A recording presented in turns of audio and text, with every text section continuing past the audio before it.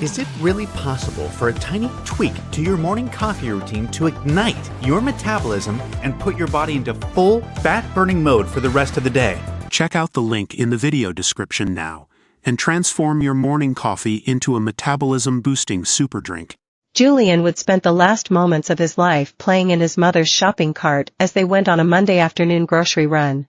Then a woman walked towards them at the crowded Giant Eagle in North Olmsted, Cleveland, holding a kitchen knife in her right hand. The 3-year-old boy's mom, Margot, 38, wheeled them past, but the woman stopped dead in her tracks, turned around, and followed them. Less than 6 minutes later, Julian was bleeding to death on the parking lot asphalt as a badly wounded Margot pleaded with paramedics, "Don't worry about me." As first responders desperately gave the little boy CPR, his alleged murderer, Bianca Ellis, 32, was arrested a short walk away, still holding the bloodied knife. Much of those minutes of terror from 2:58 to 3:04 p.m. on June 2nd, and the chilling scenes that came before and after, were laid bare in newly released surveillance footage and police body cam.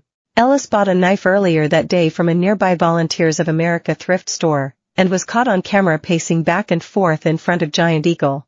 At 2:58 p.m., she headed inside, brandishing it as if it was a half-eaten chocolate bar, walking straight ahead and forcing Margot to swerve around her. Barely as they passed, she immediately stopped, turned around, and followed, her sinister, stalking, documented from 4 camera angles. 25 seconds passed before Ellis emerged from a blind spot alone, and loitered awkwardly near the doors for them to catch up. As they turned for the exit, Ellis waited for them to pass her, and was filmed on 2 more cameras following them outside. Margot wheeled Julian to their red hatchback in the busy car park and popped the trunk to load the groceries inside. Suddenly, out of nowhere, Ellis allegedly unleashed her vicious attack on a mother and child she never met, and for no reason police can discern.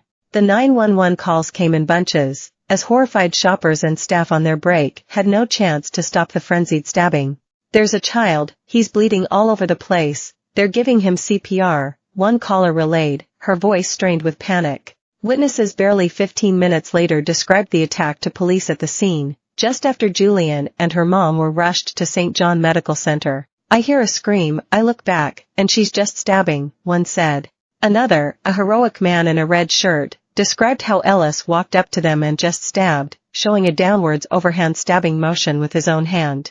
"All I heard was just screaming and the lady grabbed her towel from the bottom of the cart and that's when it fell over and they collapsed over here," he said. And the attacker just walked off. The cop he was talking to put a sympathetic hand on the man's shoulder.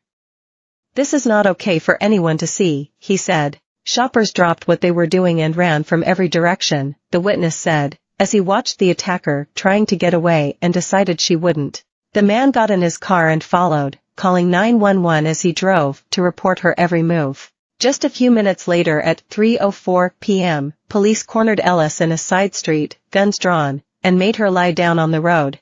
As they slapped handcuffs on her, one officer pointed out a knife lying on the grass inches away. While these cops were hauling Ellis away, their colleagues were trying to save her alleged victims from bleeding to death. The scene is a chaos of yelling and desperation as police surround the stricken duo until an ambulance arrives at 3:06 p.m. Cops made way for paramedics who hoisted Julian onto a stretcher and began CPR, his life draining away from wounds to his back and cheek. "Don't worry about me," Margot cried in anguish to others trying to staunch her own bleeding. By 3:09 p.m., Julian was loaded into the back of an ambulance as paramedics shouted to their colleagues, "There's no pulse." At that moment, Julian's father Jake Wood arrived at the scene, frantically asking where his son was. My son, is he okay?" he asked anyone who would listen. He had abandoned his pickup truck with the keys still in the ignition and sprinted across the car park. Police grabbed his keys and got someone to drive him to hospital in the ambulance's slipstream. Heartbreaking photos of the scene showed groceries scattered across the parking lot's asphalt where the mother and son were attacked. Margot was